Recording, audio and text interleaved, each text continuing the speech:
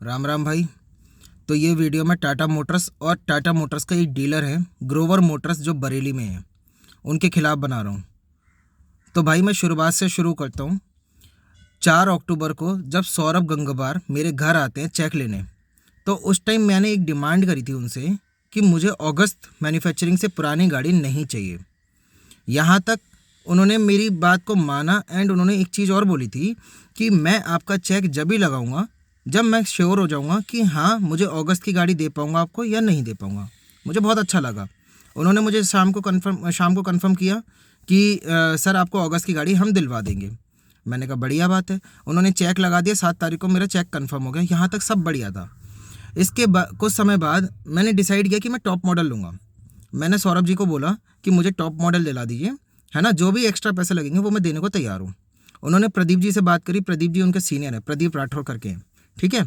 तो उनका मेरे पास फ़ोन आता है कि सर हम आपको अगस्त की नहीं दे पाएंगे टॉप मॉडल में, हम आपको जुलाई की देंगे। मैंने उस टाइम गाड़ी डिनाई कर दी थी। मैंने कहा मैं गाड़ी नहीं लूँगा किसी कॉस्ट पे, अगस्त से पुराना तो मुझे चाहिए ही नहीं किसी कॉस्ट पे, ठीक है।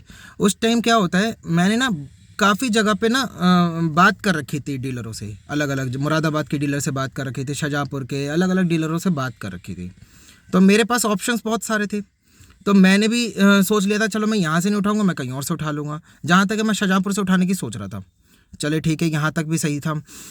इसके बाद क्या होता है, सौरभ जी मुझसे बोलते हैं सर आपके कहने पे मैंने कन्वेंस किया, टॉप मॉडल में कन्वर्ट करवा दी, एक्स्ट्रा पैसे के लिए तैयार हो गए, वो भी उसी हिसाब से मतलब बजट में लेके चल रहे हैं, सब कुछ सही था यहाँ तक। तो प्लीज़ आप बात मत ख़राब करिए जुलाई के चक्कर में, मतलब थोड़ा सा देख लेते आप। तो मैंने कहा चलो ठीक है, अगर बात वाली बात है तो मैं जुलाई की गाड़ी ले लेता हूँ। मैं कन्वेंस भी हो गया उनके कहने पे और मैं जुलाई की गाड़ी के लिए तैयार हो गया। यहाँ तक सब सही था। 21 तारीख को डिलीवरी होती है। डिलीवरी वाले दिन बहुत कुछ हुआ, लेकिन फिर भी मैं उस चीज़ को इग्नोर करूँगा। अभी मैं उस पर बात नहीं करूँगा।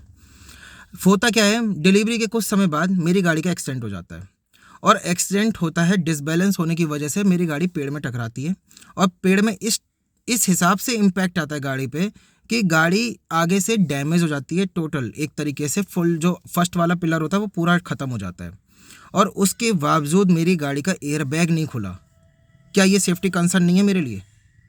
मैंने जब इनकी टीम को बोला कंप्लेन करके कि मेरी गाड़ी का एयर बैग क्यों नहीं खुला, तो वो अलग अलग एक्सक्यूजेस दे रहे हैं, जबकि उनके वर्कशॉप के लोगों ने खुद एक्सेप्ट किया है कि सर इस इम्पैक्ट के बाद एयर बैग खुलना चाहिए था।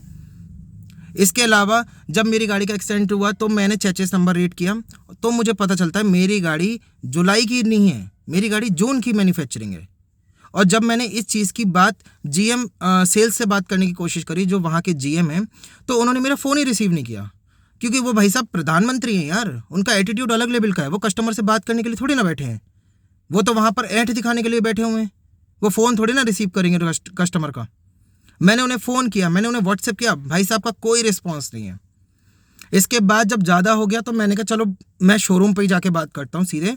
मैं शोरूम जाता हूँ बरेली, वहाँ जाके मुझे पता चलता है वो भाई साहब आए नहीं हैं, छुट्टी पे हैं या जहाँ भी हैं मुझे नहीं पता, आए नहीं थे, फिलहाल वो ऑफिस में नहीं थे अपने। तो उस टाइम मेरी सर्विस के जीएम से बात होती है, मनोज जी से। उन्होंने मुझे समझाया कि सर देखिए जो सेल्स में हो गया वो तो हो गया, बट आप अपनी गाड़ी बनवाना शुरू करिए। तो मैं भी चलो ठीक है मैं गाड़ी बनवाना शुरू करता हूँ। मैंने गाड़ी बनवाना शुरू करी। उस टाइम सर्विस वाले जीएम के साथ प्रदीप राठौर भी थे, जिनसे मेरी डील हुई थी सारी की सारी। उनके सामने मैंने सारी बातें रखी। तो उस टाइम जब सारी बातें रख रहा था तो मैंने उनसे सारी बातें कही थी कि क्या मेरी अगस्त से पुरानी गाड़ी लेने को मना कर दिया था, नहीं कर दिया था।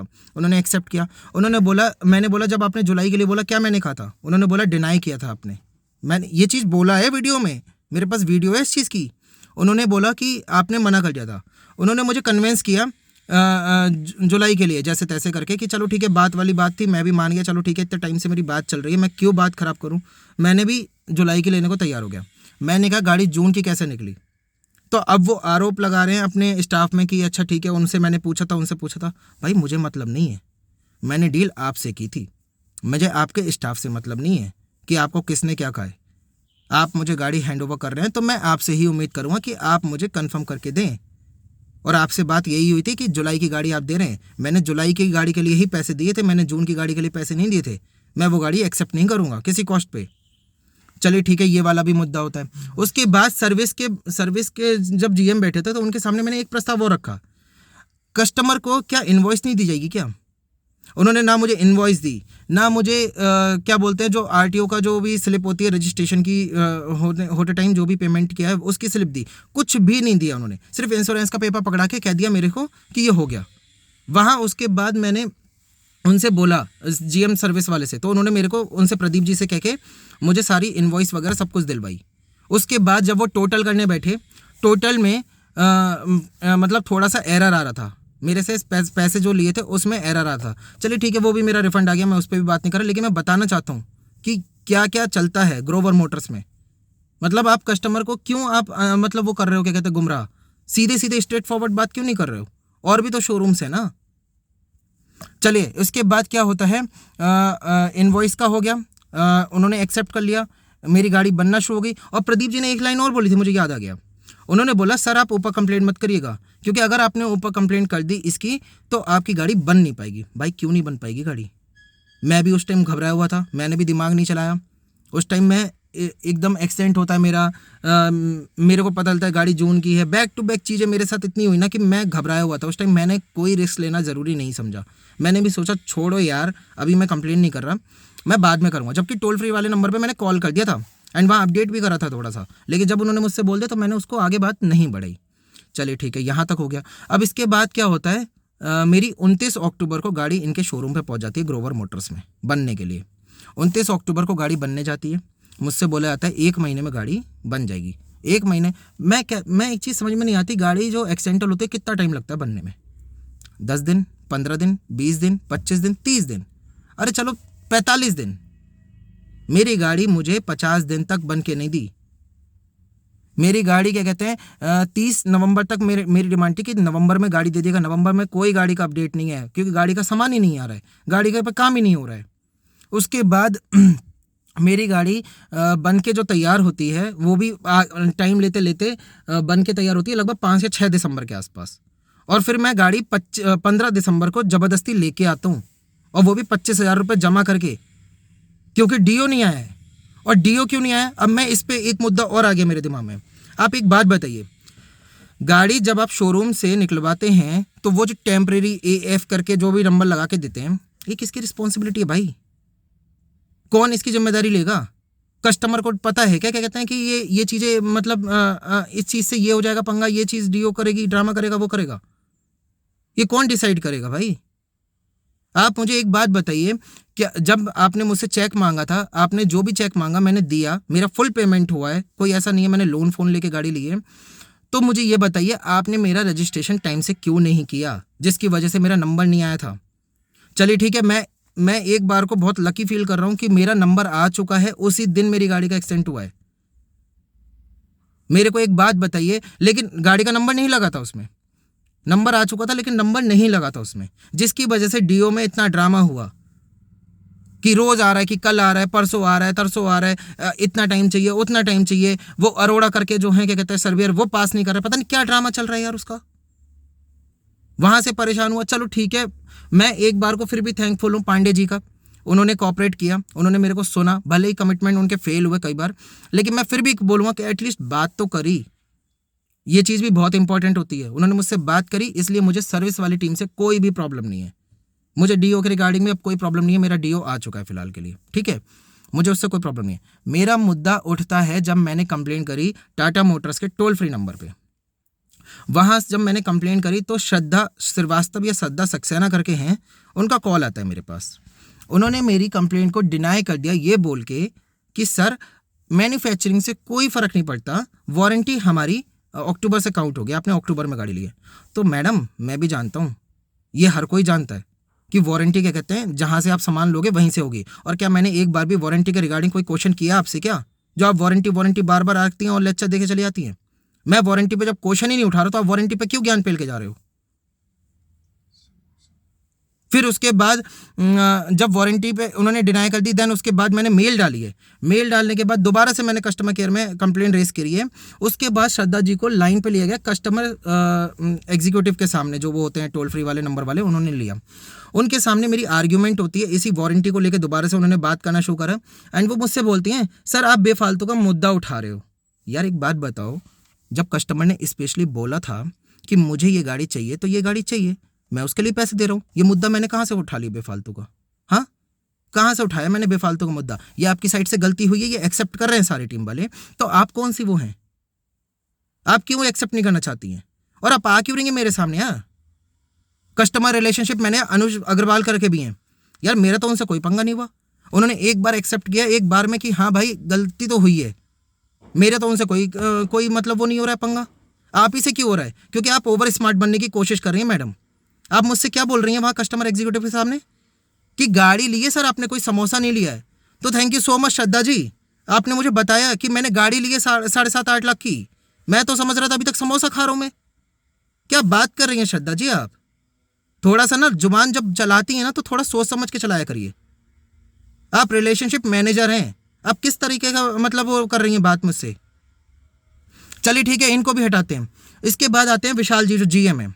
मैंने जीएम से जब मेरी जैसे तैसे करके मुलाकात होती है, मैंने उनसे बोला कि आपने एक्शन क्यों नहीं ले रहे हो, आप मुझे सॉल्यूशन क्यों नहीं दे रहे हो?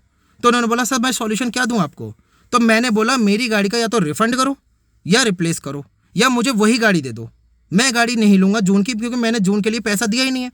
मेरे पास इस चीज़ का प्रूफ है, मैं ये गाड़ी नहीं लूंगा। तो उन्होंने मुझसे बोला भाई साहब ने कि मैं आपकी गाड़ी शोरूम के बाहर पार्क कर देता हूँ और जो भी पैसा उससे आएगा सेल करने के बाद मैं वो आपको रिफंड कर दूंगा। क्या मजाक चल रहा है विशाल जी? या मैं मजाक करने के लिए बैठा हूँ क्या? अगर मजाक करना होता ना तो मजाक तो हम अलग से कर लेते हैं बहुत अच्छे से। मजाक नहीं कर रहे हैं यहाँ पर हम, या सीरियस मुद्दा चल रहा है अभी। इसके अलावा फिर मैं आता हूँ क्या बोलते हैं एयरबैग्स पे। हाँ, तो पहले सबसे पहला इशू ये होता है कि मेरे को झूठ बोल के गाड़ी बेची गई है और गाड़ी मैंने अगस्त की मांगी थी। अगस्त से पुरानी गाड़ी मुझे चाहिए ही नहीं थी, क्योंकि मेरे पास पहले से ग्रोवर मोटर्स बरेली की कंप्लेंट थी कि यहाँ पर गाड़ी का कुछ रहता है ड्रामा, है ना, तो मुझे गाड़ी नहीं चाहिए थी। और इन्होंने मेरे को जुलाई पे कन्वेंस किया, जुलाई पे कन्वेंस हो भी गया मैं। इन्होंने मेरे को जून की गाड़ी चुपकाई है, जो कि मुझे बिना बताए चुपकाई है, ये मेरे को बाद में पता चलता है। इसके अलावा दूसरा मेरा कंसर्न है कि मेरी गाड़ी मेजर इम्पैक्ट में आई है। सीट बेल्ट लगी थी, बच गया भाई मैं, वरना वीडियो नहीं बना रहा होता। सीट बेल्ट लगी थी और उसके बावजूद मेरी गाड़ी का एयरबैग नहीं खुला। ये मेरे लिए बहुत बड़ा सेफ्टी कंसर्न है। आपके वर्कशॉप की टीम ने, इवन जो आपके नए जीएम हैं जो अमित जी हैं, बहुत ही बढ़िया इंसान है यार, बहुत ही बढ़िया इंसान है वो। उनसे बात करके लगा कि हाँ चलो ठीक है, ये डिजर्व करते हैं वहाँ पर कुर्सी। कम से कम विशाल की तरह तो नहीं है ना, कस्टमर को इग्नोर कर रहे हैं। जब से उन्हें पता चला है वो नए आदमी हैं, उसके बावजूद वो मुझे 10 बार कॉल करके पूछ चुके हैं। बहुत बढ़िया इंसान है वो। उन्होंने भी एक्सेप्ट किया है कि गाड़ी का एयरबैग खुलना चाहिए था। वर्कशॉप में और भी लोग हैं जिन्होंने एक्सेप्ट किया है कि गाड़ी का एयरबैग खुलना चाहिए था। ये मैन्युफैक्चरिंग डिफेक्ट है इस गाड़ी में। ये मैन्युफैक्चरिंग अगर डिफेक्ट है तो प्लीज़ मुझे इस गाड़ी का क्या कहते हैं रिप्लेसमेंट करवाया जाए। मुझे मजबूर ना किया जाए कि मैं कोर्ट में जाऊँ। और अगर आपको इस मुद्दे को कोर्ट में ले जाने के लिए तैयार हैं तो ठीक है, हम भी तैयार हैं, हम भी तैयार हैं कोर्ट में ले जाने के लिए। मेरी रिक्वेस्ट है टाटा मोटर्स के उन सभी जो भी सीनियर पर्सन हैं, जो भी एमडी वगैरह XYZ जो भी हैं, प्लीज़ अगर आप ये वीडियो देखते हो तो मुझे जितना जल्दी हो सकता है सॉल्यूशन प्रोवाइड करवाया जाए। एक चीज़ और मुझे याद आ गई, श्रद्धा जी आपने क्या बोला था कि सर आप कैसे कोर्ट में प्रूफ कर पाएंगे कि आपने अगस्त की गाड़ी मांगी थी। तो श्रद्धा जी मेरे पास तो प्रूफ है, मैंने वीडियो बनाई थी और जिनसे डील करी थी उन्होंने मेरे को खुद एक्सेप्ट किया है कि हाँ आपने अगस्त की मांगी थी, जुलाई पे कन्वेंस किया हमने एंड जून की आपको दे दिए, ये हमारी गलती है। लेकिन श्रद्धा जी ने पता रिप्लाई में क्या दिया? जब मैंने उनसे पूछा कि आप कैसे प्रूफ करेंगी, तो वो मुझसे बोलते हैं कि हमने ना आपके साइन ले लिए हैं कि हमने जून की गाड़ी दी है। तो मैडम एक चीज़ मैं बताऊँ, बुकिंग करते टाइम तो मैंने साइन किए ही नहीं कहीं, क्योंकि सौरभ गंगवार मेरे घर पे आए थे, उन्होंने चेक लिया है, उन्होंने वहाँ जाके बुकिंग की स्लिप बनाई है एंड मेरे को वो व्हाट्सएप करी है, तो मैंने तो साइन किया ही नहीं। तो आप कैसे कह सकते हैं कि मैंने जून की गाड़ी पे साइन किया है? और अगर मुझे बिना बताए साइन करवा लिया आपने तो फिर तो आप बहुत गलत काम कर रही हैं मैम, क्योंकि जिन्होंने मेरे को साइन लिए हैं, जिनसे सारी डील हुई है मेरी, वो हैं प्रदीप जी और सौरभ गंगवार। उन्होंने खुद एक्सेप्ट कर लिया है और आपका तो चेहरा भी नहीं देखा मैंने मैडम, और उसके बावजूद आप बोलते हैं कि मैंने साइन करा है। मीन्स आप फेक डॉक्यूमेंट भी बना सकती है मैडम। आप पे कोई भरोसा नहीं है मुझे, बिल्कुल भरोसा नहीं है आपकी टीम पे, क्योंकि अब बहुत मजाक हो चुका है। अक्टूबर से लेकर जनवरी हो चुका है, बैक टू बैक परेशान किया गया मुझे।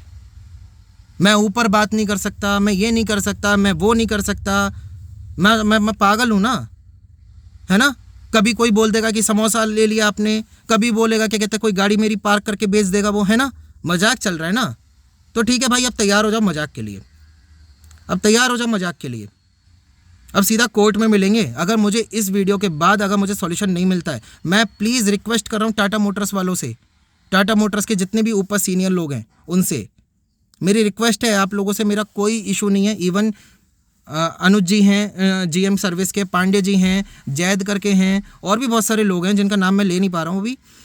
किसी से मेरा कोई आर्ग्यूमेंट नहीं हो रहा है, भले ही कितना भी डिले हो गया हो, मेरा कोई आर्ग्यूमेंट नहीं हो रहा। मेरा आर्ग्यूमेंट सिर्फ आप ही दोनों से हो रहा है, क्योंकि आप दोनों ना ओवर स्मार्ट बन के बहुत उल्टे जवाब दे रहे हैं। तो उल्टे जवाब देने के लिए ना अब तैयार हो जाए। तो प्लीज़ मुझे सॉल्यूशन प्रोवाइड करवाया जाए। Thank you so much.